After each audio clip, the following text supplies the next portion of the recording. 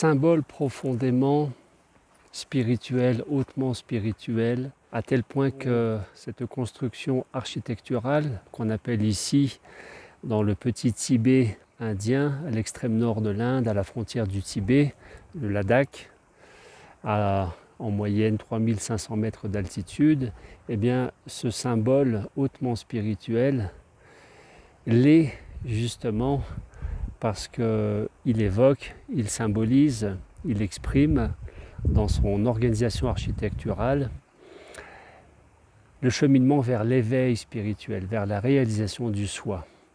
Et ce symbole, cette architecture que vous voyez derrière moi, s'appelle un stupa. Stupa en sanskrit ou shorten, et avec l'accent tibétain, chöten en tibétain. Quand est-ce que ces stupas sont-ils nés? Eh bien, ils ont commencé à voir le jour à la mort du Bouddha. Le Bouddha qui est né à Lumbini, au Népal, et qui est décédé à Kushinagar en Inde, à peu près 80 ans, en moins 483 à peu près, donc à peu près en moins 500 avant Jésus-Christ. Et à partir de sa disparition, sont nés les stupas. Les stupas, ce sont des reliques qui ont comme fonction essentiellement d'héberger, d'abriter des objets ayant appartenu soit au Bouddha initialement, le Bouddha lui-même, soit à des grands maîtres de la tradition du bouddhisme tibétain initialement.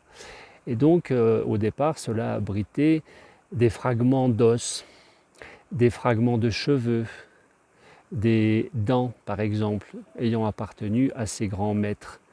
Et puis ces reliques, ces stupas, pouvant aussi abriter des textes sacrés ou encore des objets ayant appartenu à ces grands maîtres, comme par exemple des bols pour se nourrir, ou par exemple le fameux dorje ou vajra, symbolisant l'énergie, la foudre, l'énergie relative à la conscience d'éveil. Les énergies de l'inconscient pouvant être transcendées en énergie de conscient.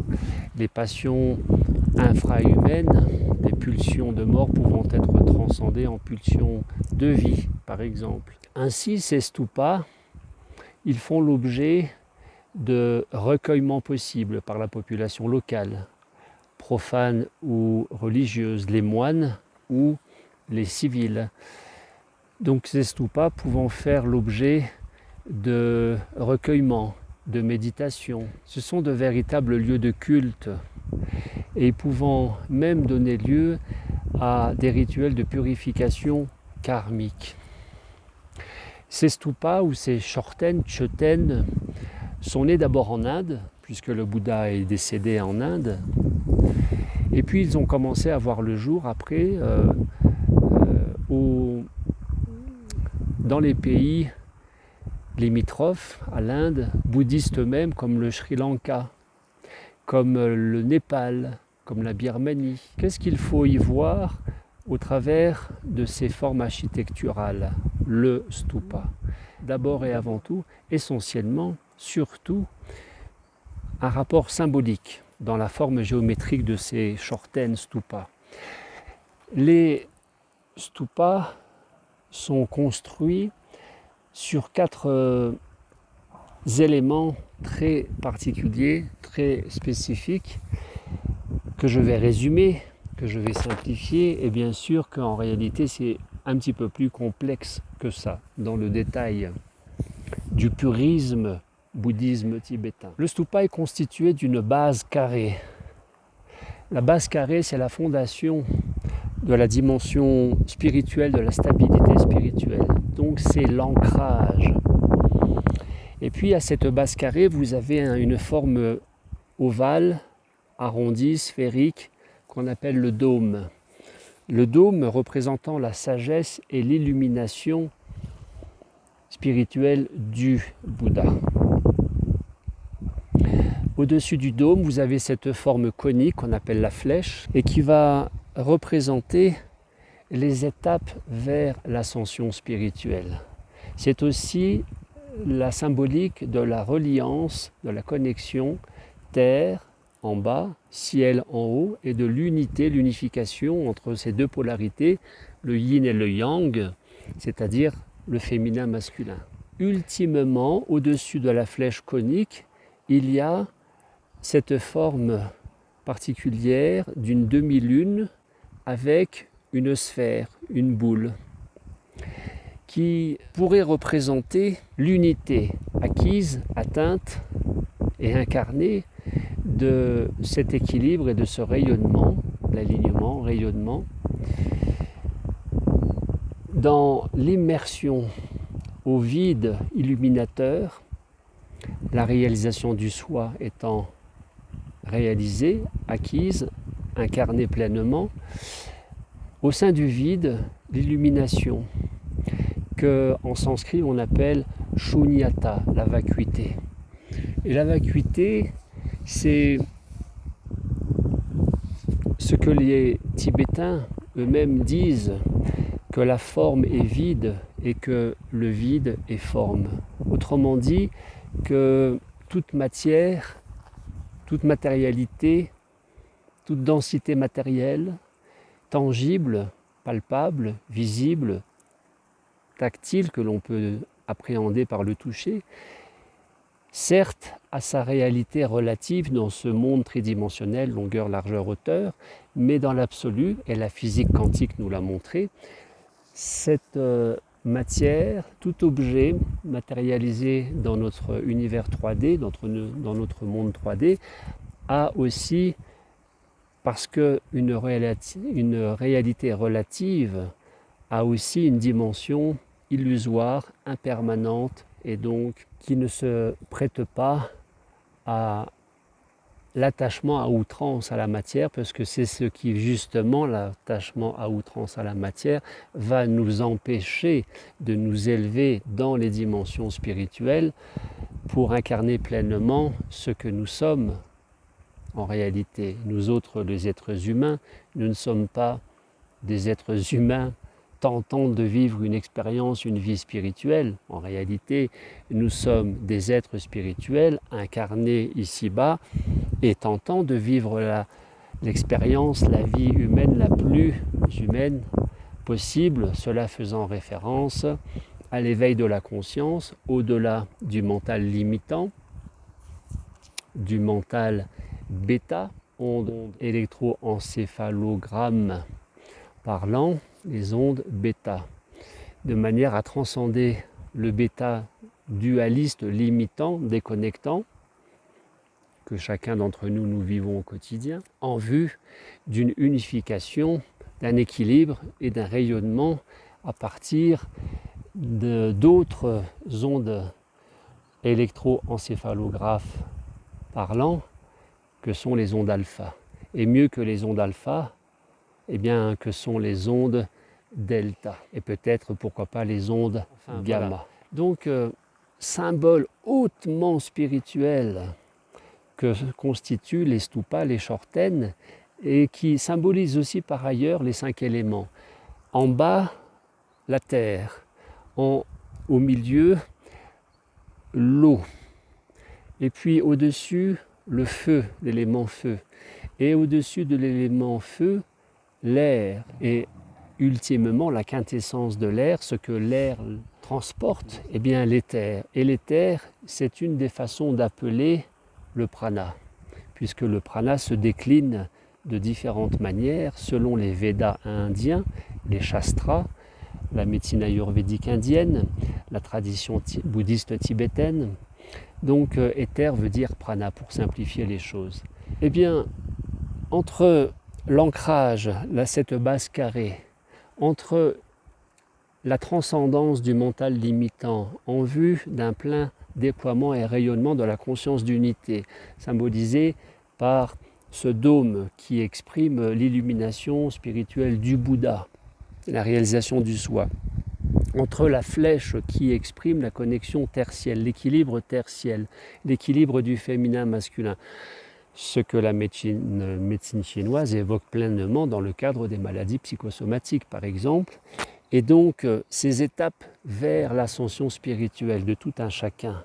Et enfin, ce vide illuminateur, la vacuité au sein du vide comme du plein, shunyata, eh bien, toutes ces dimensions, toutes ces étapes, toute cette approche symbolique est concrètement, précisément abordée, explicitée, cultivée en pause alimentaire, processus pranique que j'ai le grand plaisir d'accompagner, de guider le groupe et les individus et individuellement au sein des groupes, comme ici, pour cette première session dans l'Himalaya, au Ladakh, ici même, et qui est en train de se terminer au moment où j'enregistre cette vidéo, qui se termine après-demain pour la 21e journée de pause alimentaire processus pranique, avec ce premier groupe qui m'a rejoint ici même, et premier groupe que je ne peux que féliciter de s'être investi dans cette dimension, dans ce voyage qui est d'abord et avant tout un voyage vers l'intériorité, et à partir de l'intériorité que nous pouvons cultiver dans la verticalité et le plein déploiement, à partir de l'équilibre, de la correction des déséquilibres, des désalignements, d'explorer un minimum les zones d'ombre en vue d'y mettre la lumière de la conscience, tout cela faisant l'objet du processus de pause alimentaire pranique que j'accompagne et qui aura lieu ici même l'année prochaine 2026, de mémoire du 18 juillet au 8 août pour un processus de 21 jours au cœur de l'Himalaya, extrême nord de l'Inde, à la frontière du Tibet, 3500 mètres d'altitude. Vous respirez à plein poumon un air qui contient non pas 21% de taux d'oxygène, mais à cette altitude plutôt de 19%. Donc vous avez vraiment un vrai bol d'air, un bol d'air certain qui est propice, une fois encore, à une élévation de la fréquence vibratoire de cette structure qu'on appelle le corps physique, avec un rééquilibrage facilité entre le mental qui s'accroche et la conscience qui ne demande qu'à se révéler, qu'à se déployer. Et toute cette approche technique, pratique, protocolaire que je propose au quotidien en vue de l'ouverture de l'espace du cœur, parce que qui dit mental dit reliance à l'ego, limitant, parce que limité, qui dit ouverture de conscience dit reliance au cœur, et qu'il faut donc ouvrir l'espace du cœur. Donc, comme ce groupe qui s'est déplacé cette année 2025, eh bien, franchissez le pas, faites le pas, venez, et avec plaisir, avec grand plaisir de vous accompagner au travers de ces 4 dimensions de la réalisation du soi, qui est la dimension spirituelle qui peut intéresser un certain nombre d'entre vous. Certes, absolument tout le monde étant concerné, mais tout le monde n'étant pas forcément intéressé par cette dimension spirituelle.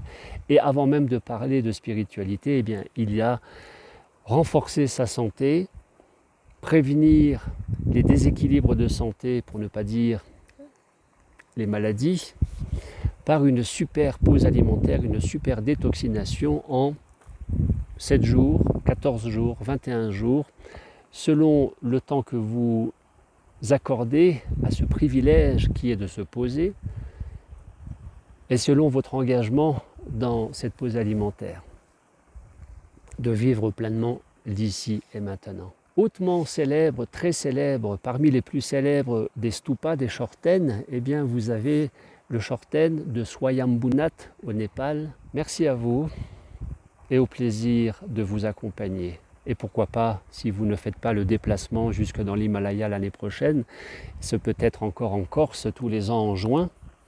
Depuis 9 ans cette année 2025 que je reçois, que j'accompagne en Corse. Ce peut être sur le continent français, hors saison. mars, mai, septembre, novembre pour le Cantal, et pourquoi pas encore ailleurs selon là où on m'appelle. Donc ce peut être en résidentiel, ce peut être en ligne, et pour le rappeler, pour ceux qui ne le savaient encore pas, ce peut être aussi chez vous, à votre domicile, comme l'émission, le documentaire le dit, j'irai dormir chez vous. Eh bien, à partir du moment où vous avez une chambre de disponible et une connexion internet, je viens chez vous. Comme j'étais au mois de mai au Canada anglophone chez Tina, comme j'étais il y a 2 ans sur l'île de la Réunion chez Claire, et comme j'étais par exemple chez Nicolas l'année dernière en mars, en 2024, en mars en Suisse, eh bien j'aurai le grand privilège, le grand plaisir de vous accompagner, pourquoi pas chez vous aussi si vous me sollicitez. Et je vous dis un joyeux maintenant à vous.